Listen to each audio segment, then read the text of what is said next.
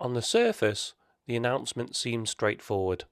Serco, a well-known British company, had secured a major Ministry of Defence contract. The deal, worth £850 million over 10 years, covers maritime services across 3 of the Navy's main bases, Faslane, Devonport and Portsmouth. But tucked away in the detail was an interesting clause.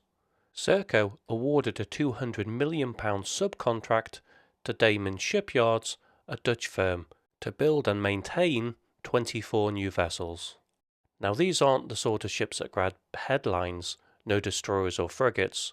Instead, Damen will provide tugboats, pilot boats and barges. They may not be glamorous, but they are essential. Without them, warships don't dock, submarines can't manoeuvre, and the day-to-day running of naval bases grinds to a halt. And this is where the controversy begins. At a time when the UK government has promised to revive domestic shipbuilding, protect jobs, strengthen the industrial base, why is such a vital part of the Royal Navy's infrastructure being sent abroad? To understand the issue, we need to look at the 2 key players. First, Serco. This is a major private contractor involved in everything from prisons and hospitals to defence. Serco's record can be described as mixed. Critics, including MPs and unions, have pointed to past issues with government contracts. What's clear is that Serco acts as a profit-driven middleman, and unions have already raised their concerns. The Prospect Union, which represents many of the staff providing these maritime services, have even balloted for industrial action. Their complaint is that Serco excluded them from discussions about the contract and is using what they describe as a discredited procurement method, one that prizes the lowest baseline cost over wider benefits, such as skills, training and long-term resilience. Then we come to Damen Shipyards. On paper, Damen is a heavyweight. It's one of Europe's largest naval and commercial shipbuilders, with a track record of supplying vessels to NATO allies. But the picture is not entirely straightforward. Reports in the Dutch press noted that Damen received a €270 million loan from the Dutch government. This is following delays to a German frigate program. Dutch media described this as evidence of financial pressure.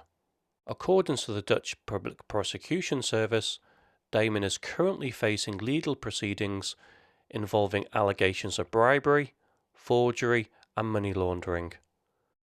Prosecutors have also alleged that Damen supplied technology in breach of sanctions, which they argue could have contributed to Russia's military capability after 2022. This creates a complicated chain of accountability.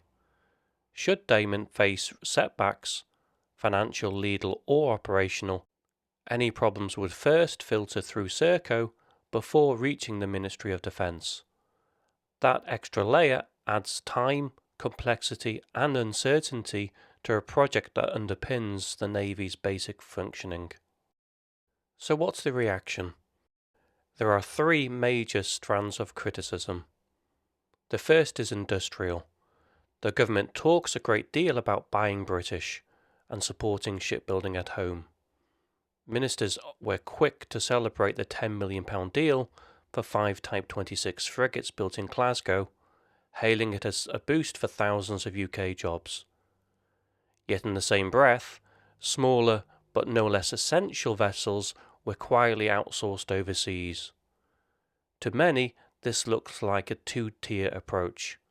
High-profile warships built for political headlines, but everyday workboats awarded abroad on the lowest cost basis.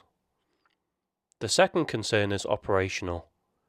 These vessels don't fire missiles or hunt submarines, but without them, those that do cannot operate effectively. The Navy's ability to function smoothly is tied to these support craft.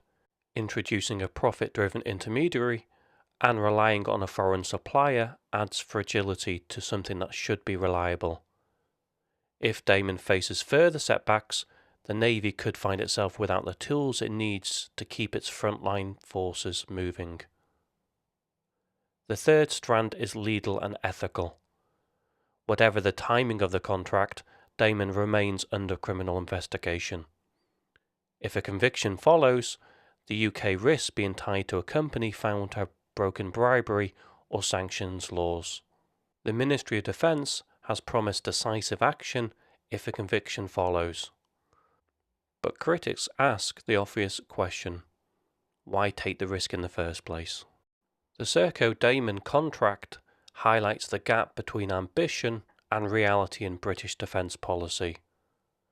Britain is rightly proud of its ability to design and build complex warships, but the decision to outsource the unseen fleet suggests that, when it comes to the everyday work to keep the Navy afloat, cost has taken priority over strategy.